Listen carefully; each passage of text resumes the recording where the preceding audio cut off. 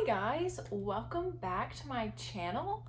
I know it's been a while since you've seen my face or since I've uploaded a video, and I sincerely apologize for that. I needed to take a little break. My mental health was not very good. I was having a lot of anxiety and stress, mainly due to work, but also over the fact that school's starting again in a couple of weeks, and so I just needed some time to rewatch Twilight and to just be with myself. So I took that time, and now we're back for my July wrap up. And last time I saw you guys was my July TBR, so this should be interesting. So in the month of July, I read 10 books, I think, in total, which is pretty good. I'm proud of myself. Although I did only read 3 physical books, but these books were really long. But I'm glad I read them. I marked them off of my summer TBR, which I really did not adhere to at all. But hey, you know, I had fun, and all in all, I feel like it was a pretty good reading month. So there you go. Let's just jump right on in. So the first book I read in July was House of Earth and Blood by Sarah J. Maas. I never know, so I should say both. Yes, this book is the first book in the Crescent City series. We don't really know how long it's going to be, but there you have it. Yeah, my thoughts. I was really excited but also scared to read this, mainly because of its size, and I had heard from a lot of people that the world building the first half of this novel is like absolutely insane and very confusing. And so I went in with some, I don't know, I was apprehensive. And I can confirm that the world building for like probably throughout the whole thing was just really confusing. Okay, so let's start with the rating. I gave it a 4.5 out of 5 stars. My thoughts. I felt like the world building just overall could have been better, mainly in that it was the end of the novel and I was still confused and having trouble just wrapping my mind around this very intricate and complicated world that she has made. I don't know if anyone else felt that way, but I don't know. And I think a lot of that had to do with this size. This could have easily been 2 books. And I felt like if the world building had been fleshed out a little bit more, it would have been better. I did love the characters, all of them. I really, really liked the main character, Bryce. I thought she was really strong and a really good, complex, well-developed individual. I loved the main love interest, Hunt. Oh my gosh, I hope he stays the main love interest. I really, really hope he stays the main love interest. I don't know what else to say. And so the premise for this novel is that Rongo, Bryce, our main character, has experienced a very personal, heavy loss, and people close to her were murdered. And as she starts the investigation into this murder with an unlikely ally, she gets involved in some very mysterious, high-powered political things. And so, yeah, it's high fantasy, really high fantasy. I liked it. It wasn't my favorite Sarah J. Maas book, but I can see the potential. And I did love the characters, so it got a 4.5 out of 5 stars. So while I was reading that book, I was reading an ebook called People We Meet on Vacation by Emily Henry, who also wrote Beach Read, which I really, really loved last year. And I was really surprised I was able to get my hands on this book as fast as I did from the library. but I did. I got it. I gave this book a 4.5 out of 5 stars. In hindsight, I did prefer Beach Read, but I think that was because Beach Read's romance moves a lot faster than the romance and People We Meet on Vacation, and I just had a more personal connection to Beach Read. But People We Meet on Vacation follows these two college best friends as they have gone on vacation together every year since they were in college, until there's a conflict that we don't really know of and they've stopped speaking, and then circumstances arise, like I think it's 2 years after they've last seen each other, where they end up going on another vacation together after not speaking or not having any contact. And so this book was really good. I love her writing. I loved the characters. I did think the romance, it was so slow. And while I love a slow burn, on the flip side of that, I really don't. Like, I want it right then, right there. But I love a good friends to enemies to lovers, friends to lovers. And they really did capture my sweet little heart. I was like sobbing at the end. Happy tears and sad tears. I don't know, I really liked it. It was really good. So 4.5 out of 5 stars. Okay, now for this section. If you've watched my past couple of wrap-ups, I've mentioned, I should stop mentioning, that I'm reading manga. I'm dipping my toe into, there's a plane.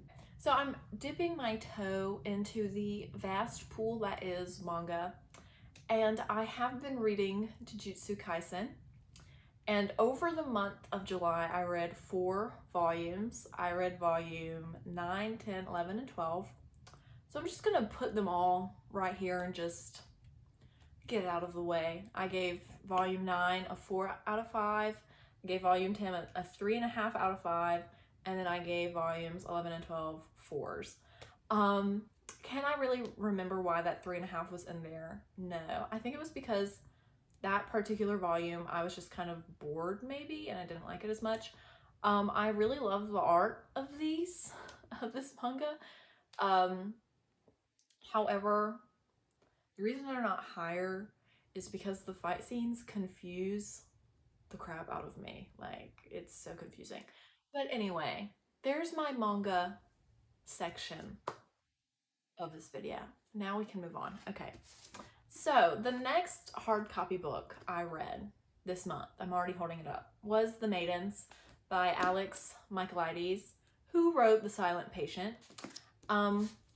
This came out in June. My mom and I pre-ordered it. She read it right away. I had to wait a little while to slip it in between books, and I did. And I read it, I think, in like 2 days. I know I read the majority of it. I had a night shift that night, and I literally was almost late to my shift because I insisted on finishing this book before I went in.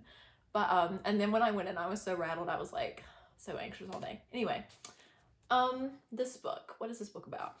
This book is a murder mystery psychological thriller that follows this group therapist as someone she's like loosely connected to is murdered. A young girl is murdered on the Cambridge college campus. Does that make sense? And her and I don't know what I'm trying to say. And this therapist is convinced from the offset that a professor at the university is guilty. And so she gets roped into this investigation and these murders, and it takes some twists and turns. I will say, there's like 2 big twists, and I did kind of predict the first one, but the second one completely blindsided me, like absolutely shocked me. I did not see it coming. I was flabbergasted. I still kind of am flabbergasted. He just has a way of making you suspect every person in his novels, like every single person mentioned except for the one person who it actually is. And I think that's really cool. And even though I was expecting that, it still took me off guard. I gave this book a 4 out of 5. I did prefer The Silent Patient. I don't know, there was just something about that one that thoroughly gripped me. And in my opinion, this mystery was a little, not slow necessarily, but a little less gripping in like the premise. There was a lot more Greek mythology in this one, which I really liked. And I liked the ending. I thought he always wraps it up pretty well. One thing that I really didn't like, and my mom pointed this out too, but there are glimpses of people from The Silent Patient in this book. And at first I was like, oh, that's really cool, you know, a loose connection. But by the end, he had really thoroughly tied it to The Silent Patient. And while I can understand why he did that, I felt like it kind of cheapened the book for me. Like, just seeing glimpses of them or having them mentioned once is cool, okay, but having it so thoroughly, like, tied to it, I don't know. I really didn't like it, and I would have preferred if he had kept the divide between the two. Anyway, I really like this author. I'm excited to see what he does next, and all in all, it was a pretty good book, and I'm glad I read it. So, the next ebook I read this month was Namesake, which was the sequel to Fable, which I had read in June. Namesake, I gave a 3.5 out of 5 stars. I did prefer Fable, the first book, to Namesake, and that was mostly because I felt like the plot was just really not there for me, and I'm not even like a plot-based reader. I'm way more focused on characters and writing, but the plot was just everywhere and I could never pin down exactly what was going on. Whereas Fable had like a distinct direction, and Namesake kind of like switched back and forth, and not in a good way. And it was like pretty significantly slower paced in my opinion. I did love the characters. I love where she left the story. The writing, I thought the writing was a little weaker on this one, which usually happens in sequels or second books. So, but all in all, I liked the conclusion. Not the best duology I've ever read, but I'm not mad that I spent time reading it. So, 3.5 out of 5 stars. Okay, next book. The book that really stalled my reading this month was A Dance with Dragons by George R.R. Martin, which is the 5th book in A Song of Ice and Fire series. This is the 5th and lastly published book. We're still waiting on the other 2. Okay, how can I talk about this? I gave this a 4.5 out of 5 stars. There's a lot of those this month. I think this one might be my favorite. I don't know. If you're unaware, I've talked about it many times, but ever since I got this series as a box set after I had originally watched the show, I've read one book per summer. So I've read this series over the course of 5 years. So I really can't remember which one is actually my favorite, but I think it's this one. However, I've also said that with every book I've read.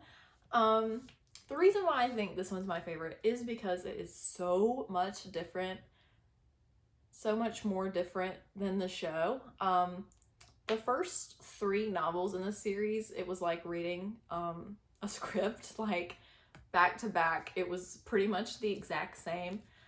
But this one especially really deviated, and there were a lot more characters, a lot more going on, a lot of things happened differently.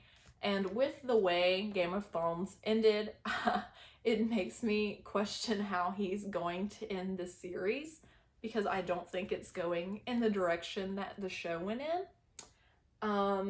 It was really, really long. And although I read it in 2 weeks, which I'm actually impressed with, I thought it would take me longer, there were points in the story where I was like, oh my god, I wish this would be over. But the last half, or last 75%, really picked up, and I was like actually really thoroughly enjoying my time reading it because of all the surprises, and I didn't know where things were going because so much is different from the show. I'm interested to see if I'll ever get to read the rest of this series, or if I'll just have to have the half-baked show ending in my mind forever. I loved seeing Tyrion, Jon, Dany, all of the people missing from A Feast for Crows, and how he actually introduced and brought all the stories together back towards the end. I really enjoyed that, and I'm really excited to read the next one when it ever comes out, if and when. Okay, we've made it to the end, and the last ebook, can I speak? And the last ebook I read in July was Where the Crawdads Sing. I actually had started reading this towards the middle of July, and then my hold on Namesake came in, so I put it on pause and then picked it back up after I was finished with Namesake. If you haven't heard of this novel, it follows a girl who has lived in a marsh, why did I say it like that? In a marsh her whole life, and she's looked down upon because she is the marsh girl, and when there is a murder in this town, she is immediately the primary suspect, and so things kind of go forward from there. At least that was the synopsis I was always given. I went into this novel expecting it to be more like, kind of like The Maidens, in that it was centrally focused on the murder. And in my opinion, that's not the case. The murder doesn't really have like a big hand in the story until like the last 70%. And then the last 30%. Am I okay? Anyway, and then the whole first 70% of the novel, I need to go back to school, is about her life and growing up in this marsh and her circumstances and her relationships with other people in the town. And so, but despite the fact that my expectations were a little off, I did enjoy it. I gave it a 4 out of 5 stars. The writing wasn't actually my favorite. I've heard for a long time how the writing in this is like mesmerizing and amazing, and it was pretty good, but it wasn't my favorite, and it almost felt too descriptive, and there was like too much imagery for me, and it kind of drew me out of the story. I did love the characters. They were all very complex and well-rounded, and they all developed nicely. I like the way the story ended. It was shocking. The whole murder thing, it was pretty shocking actually who did it when we found out at like the last page. But it was really good. It wasn't the best murder mystery I've ever read, but if you take away the blinders and don't expect it to be like this hard-hitting, mysterious, thrilling murder mystery, then I think you'd get a lot more out of it, and just expecting that it's like the murder is like a plot point, it's not actually the story. So yeah, there you have it. Those are the 10 or so books I read in July. I'm just gonna be honest with you guys, I don't know what my upload schedule is going to be like going back to school and living in a dorm full-time this year, and we'll see. I'll try my hardest. I have some things pre-filmed. I don't know what my schedule's really gonna look like. I don't know how busy I'm gonna be, but I am going to try. So with that, I'll see you later. I'm not gonna promise soon, but later. I'll see you guys later. Thank you so much for watching. Like, subscribe, maybe possibly. Peace out. Goodbye. End the video.